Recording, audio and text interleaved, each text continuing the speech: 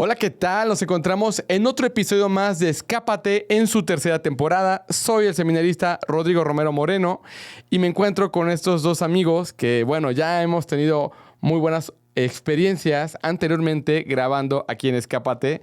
Tengo nada más y nada menos que a mis hermanos Jairo y Abraham. Jairo, qué gusto verte. Un gusto que podamos compartir de nuevo los micrófonos. La verdad es una alegría poder encontrarnos con ustedes también, público, porque pues siempre nos reímos siempre que estamos aquí, ¿no? Entonces, pero aunque hoy, quién sabe si nos podamos reír, pero yo creo que de todo podemos sacar algo muy bueno. No, hoy vamos a estar serios. No nos vamos En a paz, amado Nervo.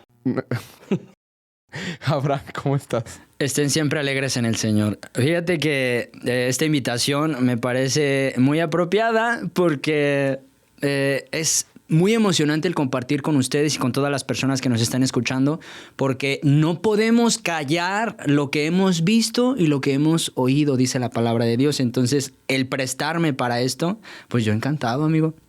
Muy bien, Abraham. Bueno, es muy motivado y me da muchísimo gusto. Contento, ¿verdad? Contento, señor, Contento, contento. señor, contento. También Jairo ya lo vio muy contento. Claro, como siempre. ¿Verdad? Y pues contentísimo de compartir con ustedes nuevamente micrófonos aquí en Escápate desde el Seminario Diocesano de Guadalajara. Pero si tú quieres que estemos serios, cambiamos el Nos cassette. callamos. Por favor, la gente no merece eso. La gente No te quiere que creo, estemos no te creo. contentos y felices en el Señor, ¿verdad? Y Claro. aparte de la fraternidad del seminario. Se nota que mucho la aquí, ¿no? fraternidad. Que se note que estamos en el seminario de Guadalajara. Muy suficiente. Basta. Antes de continuar, les recordamos nuestras redes sociales.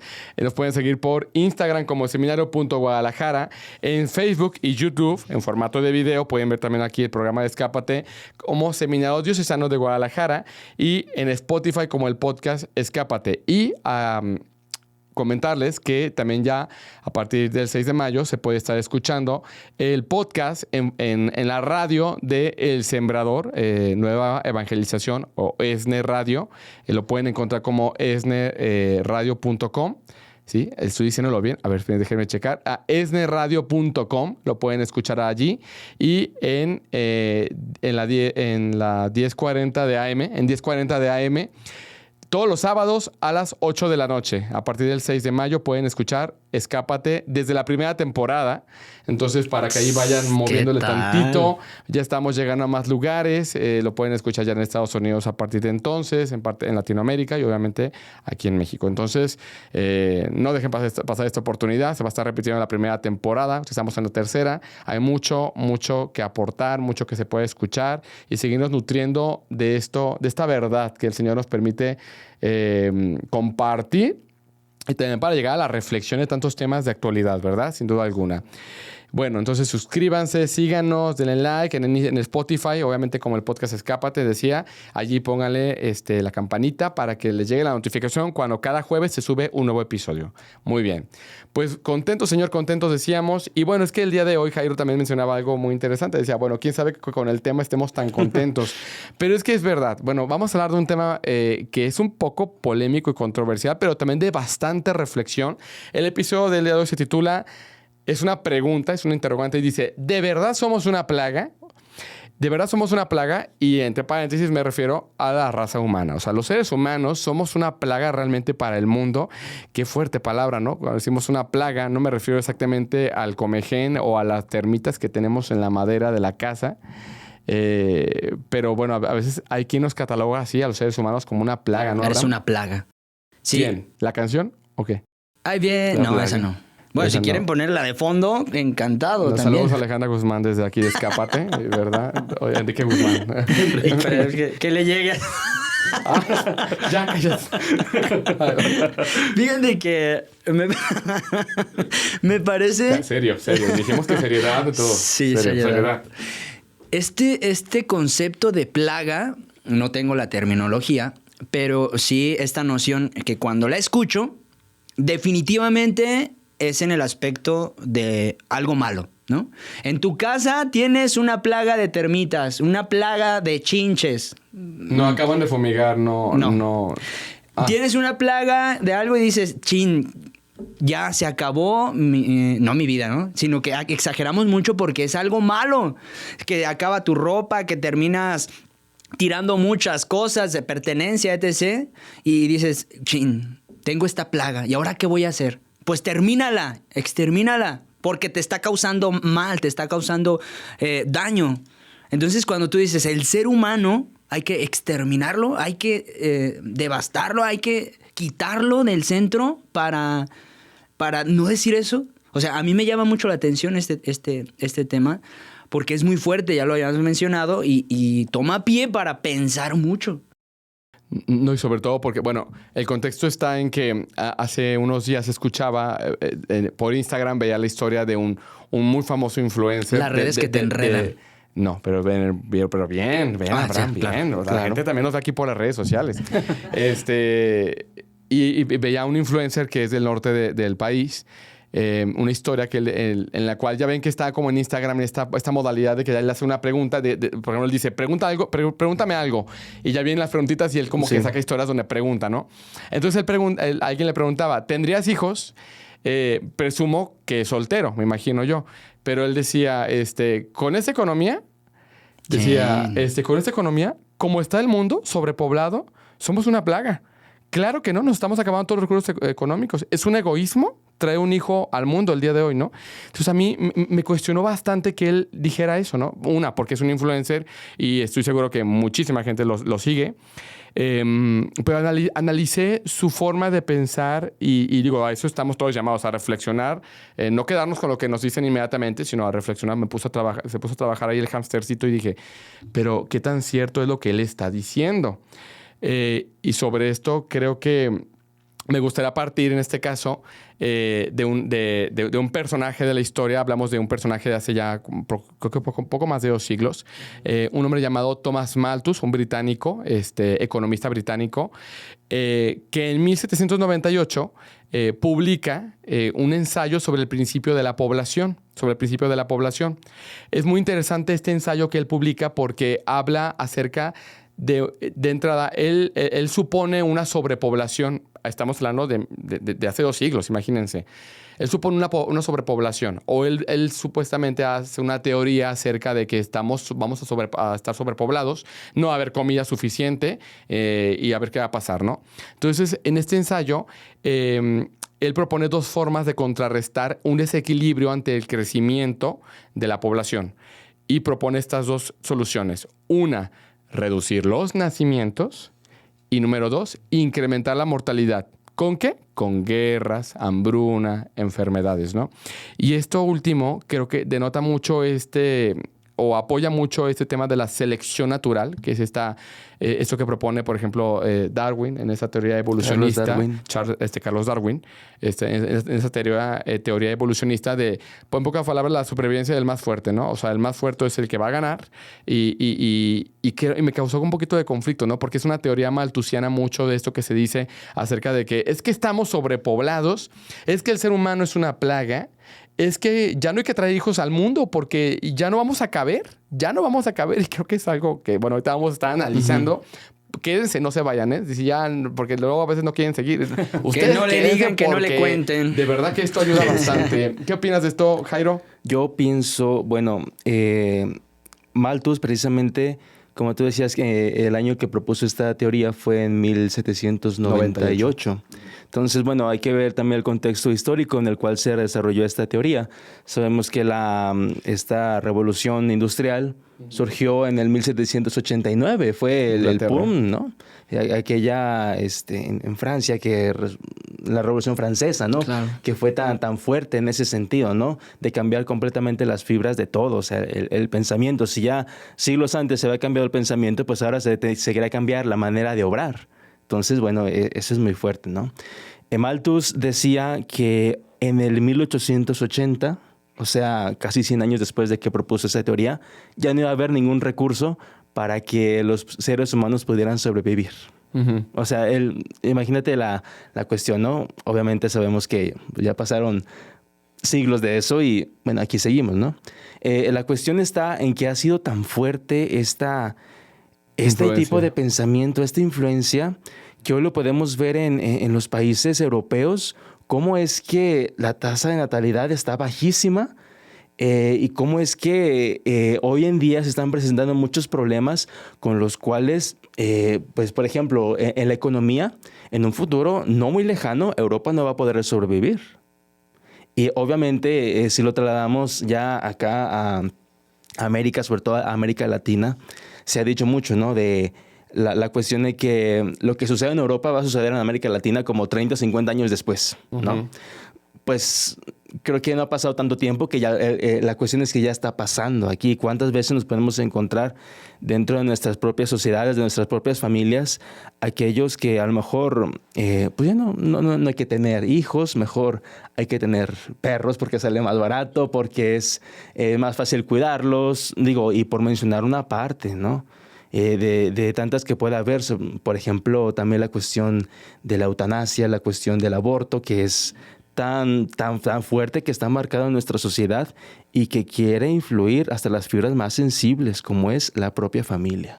Creo que mencionaste en pocas palabras, con todas estas problemáticas, con estas situaciones, esas dos propuestas de Malthus, Sí. una, el reducir los nacimientos, como la primera medida que él proponía, y la segunda, aumentar la mortalidad, ¿no? Exactamente. Desde la parte de los nacimientos, por ejemplo, está el tema del aborto, o sea, evitar el nacimiento, también las llamadas prácticas de planificación familiar, que de planificación familiar pues no tienen mucho realmente. El tema de la anticoncepción, exactamente, de la esterilización de mujeres y de hombres también, en tantos lugares. Y ya hablaremos un poquito más sobre eso porque hay un tema muy interesante, un dato muy interesante de eso. Y también el tema, obviamente, de incrementar la mortalidad, ¿no? Digo, ustedes pongámonos a pensar el tema de las guerras. Digo, las guerras no son casualidades, me queda claro. No, y ahora hay que verlo también históricamente. Ajá. ¿Cuántas guerras pasaron? Las dos grandes guerras que sufrimos el siglo pasado. ¿Cuál es el trasfondo de cuál esto? es el trasfondo de todo Porque eso? creo que hay mucho de eso. O sea, y también, por ejemplo, la ideología que tenía Hitler, ¿no? De querer eliminar los que no eran de su raza, los que eran 4 diferentes. millones de judíos muertos, fue exterminio. terrible, O sea, fue terrible eso. Y no solamente eso, o sea, pasaron muchísimas cosas más que pudiéramos mencionar aquí, pero que... Ahí está la selección natural de Darwin. Ahí está, Exactamente, con lo mismo, ¿no? que sobreviva el mejor. Exactamente. El más fuerte. Y lo que tú mencionabas de la eutanasia, como esas medidas, aumentar la mortalidad, eutanasia, suicidio asistido, que está tan ahorita en boga, sobre todo en Europa y otras partes ya está llegando para acá, por ejemplo, a algunos países de Latinoamérica. Y es interesante, ¿no? Porque yo me acuerdo, bueno, antes de entrar al seminario, yo era profesor. Yo soy nutriólogo clínico de profesión. Entonces, yo durante un tiempo estuve dando clases en una universidad aquí en la ciudad de Guadalajara y daba una materia llamada nutrición clínica del adulto mayor. Y me gustaba mucho esta materia, interesante, porque en una parte veíamos algo de estadísticas y algunas cifras y me encontraba con que pues estamos viviendo en una sociedad en la que están incrementando las cantidades o el número de adultos mayores y está decreciendo la cantidad de jóvenes y de niños en el mundo, ¿no? Me encontraba con estas cifras, ¿no? Hablamos de que se estima de que para el 2050 los ciudadanos de la Unión Europea, por ejemplo, ¿sí?, representarán el 5% de la población global, es decir, de la población mundial, lo cual es muy poco, Europa, el continente europeo, ¿no?, en la mayoría de ellos. Y también se nos dice que, como bien tú decías, Jairo, o sea, Europa está envejeciendo, por ejemplo, ¿no? Está envejeciendo. Hablamos de que 1 de cada 5 personas es mayor a 65 años, ¿no? Y hablamos de eso precisamente. O sea, quien haya tenido oportunidad de ir a algunos países europeos se podrá dar cuenta de que, pues, es muy raro ya ver niños. O sea, está bajando esta tasa de natalidad. Precisamente fueron los primeros países, los europeos, los que promovieron el tema de que, pues, que la planificación familiar, mira, que el aborto, ahora la eutanasia, y el tema ya se está saliendo de control allí. Pero eso me llama la atención porque no lo mencionan los medios de comunicación. No, para nada. No lo mencionan, pero es una realidad. O sea, usted que tenga oportunidad de ir, pues, y si ha ido, nada más a ojo de buen cubero, dicen por allí, vea nada más y se pueda dar cuenta un poquito de esto, ¿no? Abraham. Mira, es que yo no sé cómo responder ante esto. Me refiero como a entristecerme, ponerme serio, ya no reírme.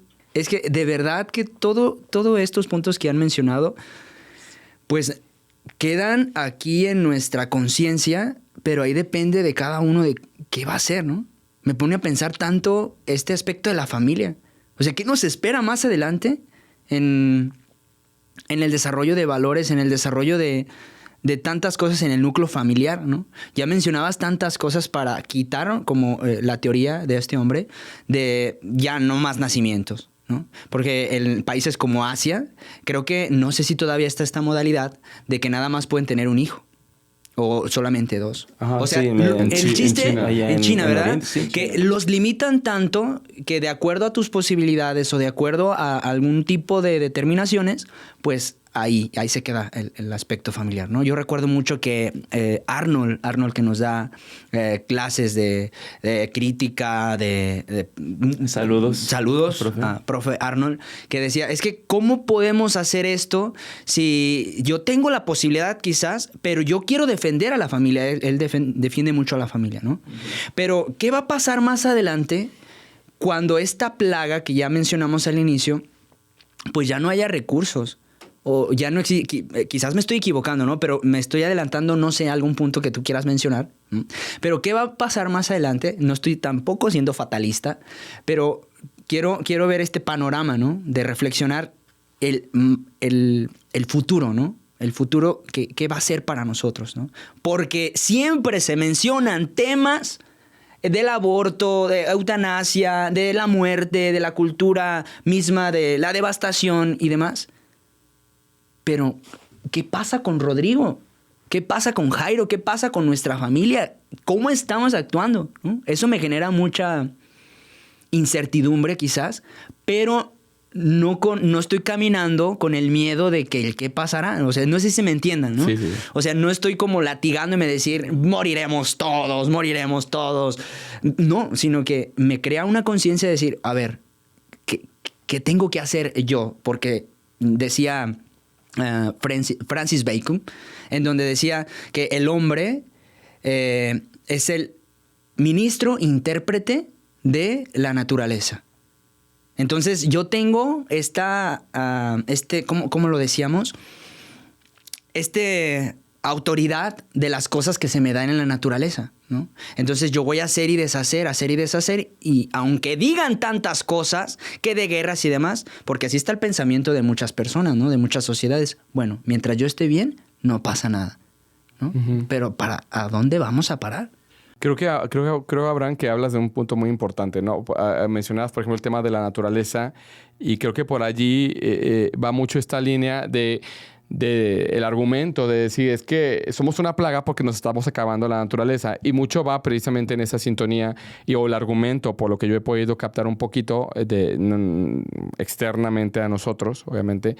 El argumento es que nos estamos acabando el planeta, nos estamos acabando la naturaleza, el medio ambiente está, o sea, el calentamiento global está de lo peor, se me fue el otro nombrecito de el efecto invernadero que se menciona tanto y que es una realidad, no son mentiras, es una realidad. Claro. Pero se habla mucho de esto, ¿no? Ahora, creo que tiene mucho que ver con qué postura nosotros tomamos las cosas en relación a qué voy a hacer yo también sobre esto, ¿no? Por aquí no va tanto en la relación, en el sentido de decir, es que somos una plaga como seres humanos porque nos estamos acabando el planeta. Yo creo que no, y tiene mucho que ver con el tema de una dignidad que tenemos como personas humanas, porque somos personas humanas, y hay una dignidad. O sea, de entrada no podemos ponernos al nivel de una termita o de una plaga. No, claro que no es así, porque precisamente los recursos naturales que están también a favor de la persona, de ayudarle, pero también aquí hablamos de tener una buena administración de esos recursos naturales, que ya creo que Jairo nos va a hablar un poquito sobre ese tema también un momentito más adelante, que nos tiene algo muy bueno para mostrarnos, ¿no? Ahora, el tema, por ejemplo, de estas frases que se dicen, ¿no? Ya no se deberían traer más seres humanos al mundo, tener menos hijos, solucionar el problema ambiental, la situación que se está viviendo, por ejemplo, leía de un biólogo poblacional llamado Paul Ehrlich. Decía, tener más de 2 hijos es egoísta e irresponsable, por lo mismo que se está diciendo, ¿no? De que estamos acabando con la naturaleza, que hay sobrepoblación. Y a mí me gustaría mucho que aclaráramos términos, como nos han enseñado aquí en el seminario. Claro. Hay que aclarar términos y conceptos, ¿no? ¿Quién tenemos sobre sobrepoblación, no? Porque sobrepoblación es decir, es un exceso indeseable del número de individuos. Somos demasiados, somos muchísimos, ya no cabemos en el planeta. Mentira. O sea, si usted ha creído por mucho tiempo es que ya no cabemos en el planeta, Está equivocado, con todo respeto. No es así. A lo mejor ya no cabemos en la misma calle de la misma ciudad. Eso es diferente, pues ya son muchos departamentitos a lo mejor. Hay que definir que es diferente sobrepoblación a lo que se le conoce como densidad demográfica. ¿Qué es la densidad demográfica? Número de habitantes por kilómetro cuadrado de una ciudad o de un país. Eso es densidad demográfica. Por ejemplo, leía un artículo que hablaba de esta densidad demográfica, cómo se entiende. Ciudades grandes del mundo, Nueva York, Londres, Ciudad de México, estas son las más pobladas del mundo, Nueva Delhi, Pekín, Tokio, y por ejemplo Múnich, Berlín, ¿no? Y este artículo se refería a Múnich, esta ciudad alemana, y decía como tal que la densidad poblacional de Múnich es de 240 habitantes por kilómetro cuadrado, ¿sí? ¿Cuál es la razón de esto? Sencillamente porque la fuerza productiva, ¿sí?, está consolidada mayormente en estas grandes ciudades. Las empresas, los corporativos, las industrias están puestas en las grandes ciudades, por eso hay mayor densidad demográfica o mayor concentración poblacional o de habitantes en esas ciudades, ¿no? Esa es la razón. Por eso si ustedes y yo que vivimos aquí en Guadalajara, vemos que la ciudad se está extendiendo demasiado a las afueras, lo que eran las periferias, ahorita ya no se desea tanto, ¿no? Aquí decían los señores las personas ya mayores, nos decían, me acuerdo de mi abuelita, aquí eran puros sembradíos, aquí eran puras milpas, mira. Y ahorita ya son puros edificios. Un gran edificio. Es una realidad. ¿Por qué? Porque la fuerza productiva, la mayor, está en las grandes ciudades. Por lo tanto, va a haber mayor concentración, la gente va a trabajar más aquí. Y también hay mejores condiciones en el sentido de que hay más hospitales, centros de salud, las escuelas, las universidades. Sí. Pero, por ejemplo, se decía que a las afueras de las grandes ciudades, las granjas, en los ranchitos, hablamos que hay cerca de 83 habitantes por kilómetro cuadrado. O sea, en relación a una ciudad, pues es obviamente cuantitativamente menor y exponencialmente menor, ¿verdad? Por lo tanto, la densidad se concentra, en pocas palabras, en las grandes ciudades. Pero se desconoce que se está generando pues un mayor tránsito de gente que vive en las grandes ciudades y no tanto en lugares pequeños. Por ejemplo, hay lugares en Europa que se están dando cuenta que ya no hay casi población en ciertos lugares. Entonces dicen, incluso hay como programas sociales en algunos países europeos que están pidiendo que la gente vaya a vivir en esas ciudades para que empiecen pues como tal a regresar con la explotación demográfica, lo que se le conoce así, ¿no? En pocas palabras, no estamos sobrepoblados. Más bien, solo hay zonas, ¿sí?, con mayor densidad demográfica que otras. Yo lo vi, por ejemplo, en las Misiones hace poquito. Fui a un ranchito muy, muy pequeñito donde solamente había 2 familias. O sea, 6 personas nada más en un ranchito, ¿no? De allí, obviamente, colindaba con otros ranchitos y para las celebraciones de Semana Santa, pues la gente bajaba de esos ranchitos. Entonces yo me daba cuenta y dije, pues aquí vive gente, muy poquita gente. O sea, pero aquí no hay lo que diría la gente, sobrepoblación, no. Yo creo que no es tanto eso, ¿verdad, Jairo? Sí, bueno, poniéndolo desde el punto de vista como lo expone Malthus, de que se van a acabar los recursos para poder vivir, aquí los recursos naturales que están en el mundo para poder sobrevivir. Yo pues más bien me hago la pregunta, ¿realmente se están acabando los recursos o es que más bien no hay una buena administración de esos recursos, ¿no? Actualmente somos, un estudio reciente que vi, somos ya para estas fechas 8,000 millones de habitantes en el mundo. Y hace poquito yo recuerdo cuando estaba en la primaria, ¿no? En la primaria cuando estudiamos este tipo de temas, éramos 6,000 millones. Entonces, hace 15 años, de 15 años para acá, subió 2,000 millones de habitantes, ¿no? Entonces, bueno, realmente es que hay un problema ahí de que se van a acabar los recursos, o será más bien que hay una mala administración de los recursos, ¿no? Y lo vemos desde este punto de vista. Digo, la experiencia nos dice que pues esto pues no se han acabado, ¿no? Y como les decía hace rato, Malthus dijo que en 100 años iba a acabar todo. Y pues no se acabó, ¿no? Han pasado ya 300 años de eso y pues sigue habiendo, ¿no? La cuestión está en que antes de Malthus, mucho se fue desarrollando aquella tipo de pensamiento, aquella filosofía individualista en el que primero estoy yo, luego estoy yo, antes estoy yo y después estoy yo. La regla del yo. Exactamente. Siempre estoy yo como una parte muy individual.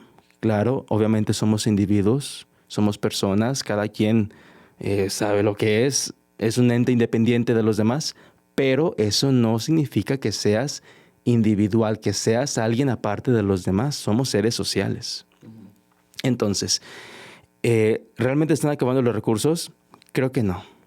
Realmente hay una mala administración de aquellos recursos. Y podemos notar, por ejemplo, en el siglo XIX cómo Carlos Marx desarrolló aquella teoría del comunismo, que teníamos que a los burgueses quitarlos y ponernos la prole, y hacer siempre la lucha de clases, porque la burguesía siempre nos estaba oprimiendo a la prole. Entonces deberá de haber siempre un gobierno de la prole. Y también él mencionaba sobre la administración de los bienes, que siempre deberían de estar al servicio de todos. Obviamente que deben de estar al servicio de todos, pero que todo sea de todos. Que aunque tú trabajes más y aunque alguien trabaje menos, te va a tocar lo mismo. Obviamente, creo que esta posición pues, no es tan buena que digamos, y obviamente pues podemos darnos cuenta dentro de la historia que ha tenido repercusiones desastrosas para muchas naciones. Y ha sido el problema, creo que también de las grandes guerras, esta cuestión. Obviamente no podemos decir que solamente el comunismo sea malo, también hablemos del capitalismo. ¿Cuántas veces en la cuestión del capitalismo, pues unos se aprovechan más de lo que deberían, ¿no? ¿Cuántos patrones, cuántos jefes hay que aprovechan aquellos recursos económicos para su propia subsistencia, agarrando de más? ¿Y cuántas veces aquellos patrones con sus obreros son tan malos administradores de esos bienes? ¿Cuántas veces el trabajo humano es tan mal remunerado? Muchísimo. Y podemos ver en nuestro contexto de latinoamericanos, cuánta gente de nosotros va a Estados Unidos por conseguir un trabajo pues más remunerado, que obviamente en Estados Unidos es como si estuviéramos aquí, pero como allá el tema de la economía está más alta, entonces, bueno, conviene muchísimo más gastarlo acá en México, ¿no? En Latinoamérica. Pero la cuestión está en que aquellos trabajos son, así lo voy a decir, son tan inhumanos, o sea, larguísimas horas de trabajo y por sueldos tan pobres, tan insuficientes para poder subsistir. Y son una cuestión tan tremenda que la vemos, y yo creo que más todos los que estamos aquí tenemos algún familiar en Estados Unidos que ha vivido esta situación y que es tan lamentable. La cuestión del capitalismo, ¿no? Entonces, esos recursos, como ya les decía al inicio, ¿se están acabando? No. Hay una mala administración. Hace poquito estaba yo en mi Facebook, ¿no? Y ahí decía que, no sé si esto sea cierto, ¿no? Pero realmente creo que hay una parte muy buena de reflexión, que muy poquita parte, al menos el 1 al 2% de la población mexicana tenía el mismo dinero que el 98% de la población. Entonces, bueno, ahí cómo está esa administración realmente del dinero, de los bienes que nosotros tenemos y que debemos de aprovechar para nosotros. Como tú decías, Abraham, nosotros somos esos ministros, intérpretes de la naturaleza. Nos toca a nosotros cuidar de esto. Cuidarlo. Pero a la vez de cuidarlo también, nosotros como tenemos estar por arriba desde el nivel antropológico, por arriba de estos bienes, obviamente debemos de aprovecharlo nosotros para nuestra propia subsistencia. Evidentemente, cuidándolos también. O sea, es un tema, como tú lo decías, Rodrigo, también, que no podemos descartar la cuestión del cambio climático, la cuestión del calentamiento global. Obviamente son realidades que se nos están presentando actualmente. Pero realmente es porque haya muchísima gente o porque hay una mala administración de estos recursos. ¿Cuántas empresas hay que, pues, por querer obtener más y más y más, que no digo que esté mal, pero solamente va al bolsillo de unos cuantos y no va de todos aquellos que trabajan ahí y destruyen ríos, destruyen la naturaleza por tantas conveniencia cosas. propia. Exactamente, pura conveniencia. Y esta cuestión pues es algo verdaderamente alarmante porque ya ha impregnado todas las fibras de la sociedad. O sea, no nomás estamos refiriéndonos a una parte, sino todas. Y creo que el fondo en general que ha tocado muy fuerte es el de la familia. Hay en la familia una cuestión en su dignidad que se está perdiendo muchísimo. En la cuestión, por ejemplo, que ahorita menciono del trabajo. ¿Cuántas veces los padres de familia desaparecen todo el día por ir a trabajar y dejan a los niños solos en casa? Pero los papás van a trabajar porque si no van a trabajar, pues no pueden sobrevivir, ¿no? Entonces, de fondo hay una mala administración de los bienes, ¿no? En esa parte, obviamente hay muchísimas partes más que podemos mencionar que ha tenido esta concepción malthusiana y que hoy en día podemos ver tan evidente en la sociedad. A mí me llama la atención lo que mencionabas acerca de que no nos hemos acabado los recursos, bendito Dios, no. Claro, eso no implica que no tiene que haber un cuidado, tenemos que buscar fuentes de energía sustentable, es algo muy evidente, ¿no? Pero precisamente porque conforme va avanzando la sociedad y el tiempo, también van surgiendo nuevos programas, van surgiendo nuevas alternativas o formas de producción agrícola. Entonces, ese es el punto. La esperanza de vida ha crecido también. ¿Por qué? Porque hay mayores cuidados en el tema de la salud, las vacunas, etcétera. Antes la esperanza de vida era menor, ¿no? Entonces, en ese sentido, solamente recordar, ¿no? Precisamente, y es curioso, porque eso nos lleva al punto de reflexión que usted debe considerar, quien nos escuche y que nos ve, ¿no? Los principales países e industrias, o sea, responsables de la crisis ambiental, son los que depositan el peso precisamente y culpa en la gente como tal. Son los que dicen, es que hay sobrepoblación, somos demasiados, pero en lugar de ser responsables ellos, con nuevas formas o nuevas maneras de administrar bien estos recursos naturales, es el tema de la acusación. Y son los mismos países, hay que decirlo, no vamos a decir cuáles, son los que hacen esta promoción de campañas de esterilidad, aborto, eutanasia, la cultura de la muerte, anticoncepción, etc. Entonces, reflexionemos sobre esto. Realmente creo que mucho de la teoría malthusiana es bastante actual y no quedó nada más en 1798. Está como tal aquí. Rápidamente, leía yo un artículo de la BBC, esta televisora británica tan famosa, que en la década de los 90s, fue muy interesante, hubo como parte de un programa de planificación familiar del entonces presidente Alberto Fujimori en el Perú, allá en Perú, se dio como tal una campaña de esterilización quirúrgica, obviamente en las mujeres. Aproximadamente más de 314,000 mujeres fueron esterilizadas quirúrgicamente. Se habla de que solamente un 10% de esa cantidad supuestamente sí dio un consentimiento informado de que estaban a favor, de que sí estaban de acuerdo con que se hiciera la esterilización. El resto de las mujeres no sabían lo que se les iba a hacer. Entonces, eso es una cifra y está comprobado. O sea, usted puede revise las cifras. Y esta campaña fue apoyada por otro país, que no voy a decir cuál es el nombre de ese país. Entonces es interesante ver por qué están buscando eso, ¿no? Y muchas de estas mujeres eran indígenas, precisamente. Entonces es el tema de que no, ¿para qué tener más población? Pero realmente creo que tiene el trasfondo, es muchas veces este tema del egoísmo, precisamente, que desgraciadamente es así. La cultura del individualismo. Exactamente. O sea, con que no me afecta a mí y así como tal, ¿no? Y es precisamente eso. Y precisamente las grandes ciudades, las grandes poblaciones con mayor densidad demográfica, decíamos, son las que están llevando a como mayor contaminación. Pero en el resto del mundo no es así como tal, ¿verdad, Abraham? Bueno. Oye, Rodrigo, Jairo, ahora entiendo por qué decías que hay que estar serios. O sea, es que de todo lo que están hablando, de verdad, no es que me cheque, sino que ahora mi cuestionamiento a ¿qué podemos hacer? O sea, yo como cristiano católico, ¿qué puedo hacer en estas circunstancias pues para seguir adelante, ¿no?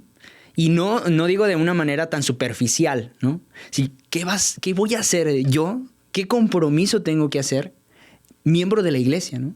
Ya hablamos de esta cultura de individual, ¿no? La regla del yo-yo. Fíjense, aquí abusando de su confianza, quiero compartirles que estamos viendo a Gabriel Marcel, un filósofo francés, existencialista. Ya a mí me ha llamado mucho la atención para todas las personas que quizás tomen alguna importancia, pues búsquenlo, Gabriel Marcel, que toma un punto acerca de su estadio de ser y tener. Habla también de esta tener la comunión conmigo, con el otro y con Dios, ¿no? Eso ya lo mencionabas, creo que lo mencioné también en un episodio. Mira, divina providencia. Y con este aspecto del tener, decía que había 3 estadios o 3 partes en el hombre, que está esta parte del tener, en el tener corpóreo, en el tener cognoscitivo y en el tener habitual, ¿no? O sea, que está en esta línea del tener. Pero muchas ocasiones, si nos ponían a reflexionar, ¿cómo estás tú en este aspecto, en este estadio del tener? Porque vivimos en una sociedad en que todo quiere poseerlo.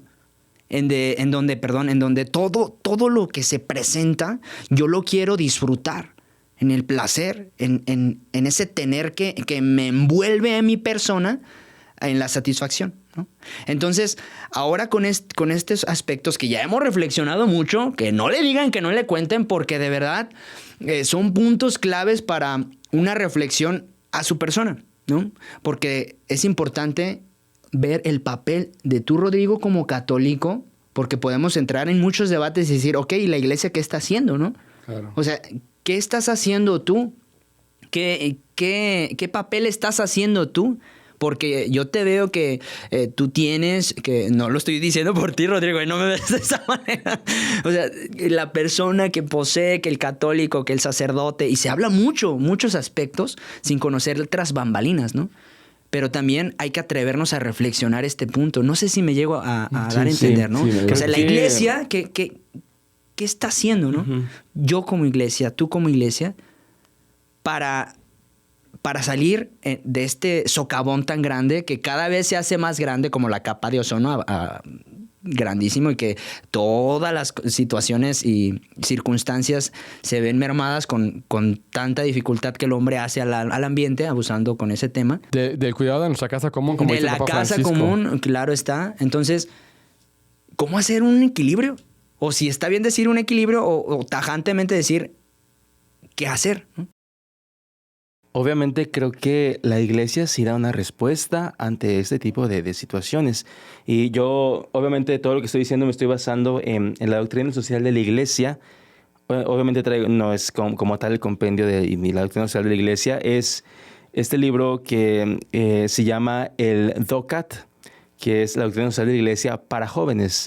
Obviamente vienen los mismos términos de la doctrina social, sintetizado y con un aspecto muy bueno que llama la atención, una redacción muy buena que llama la atención, porque son preguntas y da la respuesta. Preguntas que todo el mundo se hace y que da la respuesta. Pero antes de pasar a esto, creo que con lo que tú mencionabas, Abraham, creo que el problema de fondo y de todo lo que está pasando en esta situación, el problema de fondo es que se quiere, o más bien no hay una identidad propia del ser humano.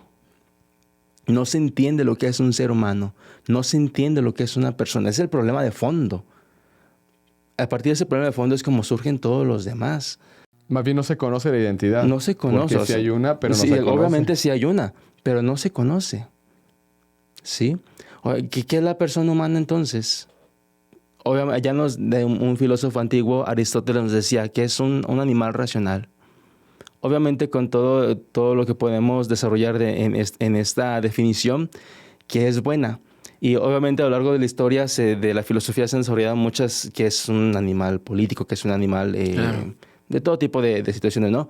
Pero se quiere comparar al ser humano con un ente más, o se quiere comparar al ser humano como por sus propias facultades, por lo que hace, en vez de lo que propiamente es el ser humano.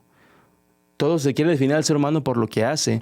Entonces, si el ser humano deja de hacer eso, ¿va a dejar de ser ser humano? No. Entonces, hay un problema de fondo antropológico muy fuerte. ¿Qué es entonces la persona?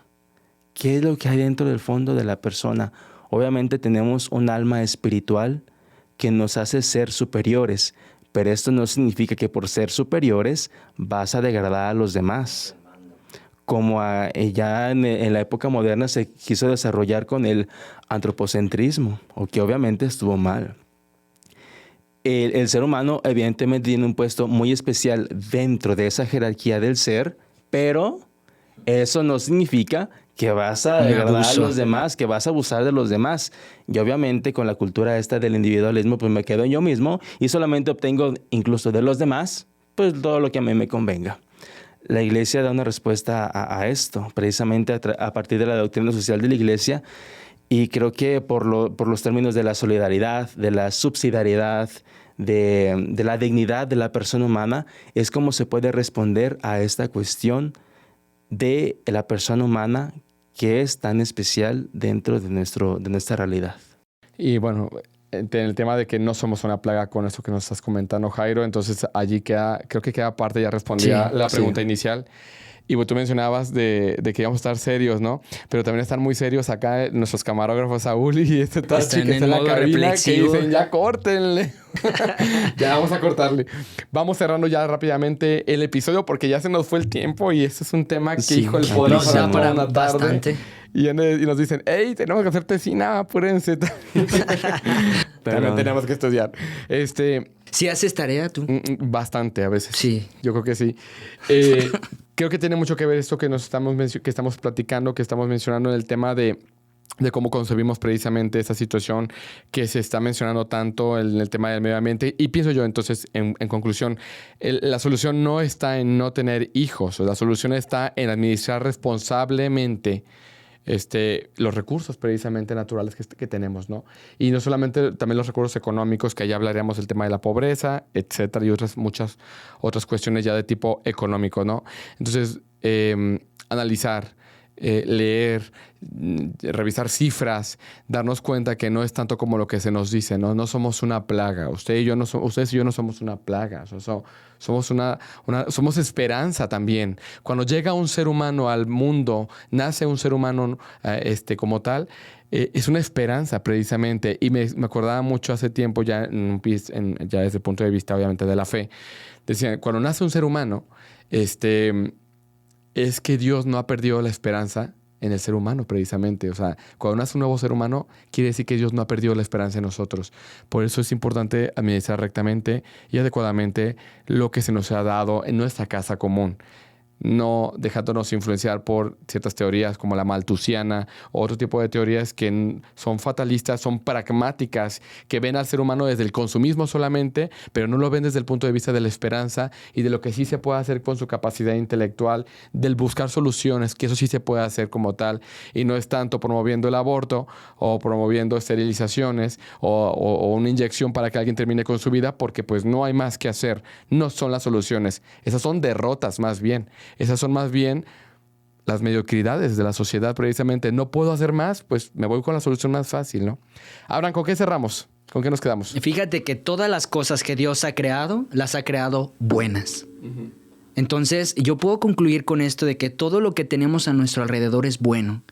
El hombre ha sido, con esta composición de su alma, con esta composición de todo su ser, bueno.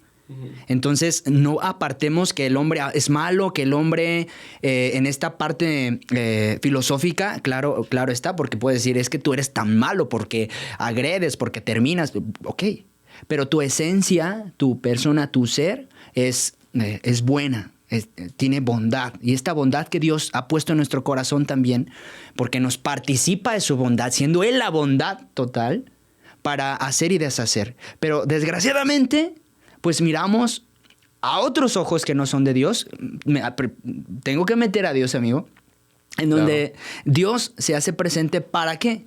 Para vivir en el amor, en el compartir y estar sobre todo al pendiente de mi hermano para que vivamos bien en la casa común. Bravo, Abraham. Muchas gracias, hermano. Bravo, no, excelente. Cerraste muy bien. Jairo, ¿con qué nos quedamos? Bueno, siguiendo la línea de Abraham, creo que la dignidad más grande que tiene la persona humana, es ser hijo de Dios. Y eso debe de responder todo tipo de cuestión a la que pudiera surgir por aquello de querer eliminar al ser humano, querer equipararlo con una plaga, querer equipararlo con algo que hace daño a todo el mundo. Claro que no. Somos seres especiales porque somos hijos de Dios y eso nos da una dignidad muchísimo, muy especial. Muchas gracias, Jairo. Les recomendamos mucho entonces que leamos la doctrina social de la Iglesia, que está por allí. Decía el profesor Arnold Omar, profesor de nuestro seminario, que es el secreto mejor guardado de la Iglesia. Y decimos que es el secreto mejor guardado de la Iglesia porque casi nadie la conoce ni nadie, incluidos nosotros. Entonces, echémosle ganas con esto. Termino entonces con una frase que decía el difunto Papa Emérito, Benedicto XVI, ya Papa. Nos decía en su Caritas in Veritate, este documento que publicó en el 2009, decía, como el hombre trata el ambiente, influye en cómo se trata a sí mismo. Esto exige que la sociedad revise su estilo de vida que tiende al hedonismo, es decir, al placer, y al consumismo, despreocupándose de los daños que de ello derivan. Entonces, seamos más responsables con lo que hacemos. Cuestiónese usted si realmente somos una plaga. Cuestiónese usted si realmente estamos sobrepoblados y que la solución definitivamente no está en no tener hijos o en adoptar posturas que no ensalzan a la dignidad de la persona humana, que es usted y que soy yo y que somos nosotros. Soy Rodrigo Romero Moreno. Esto fue Escápate. Dios les bendiga.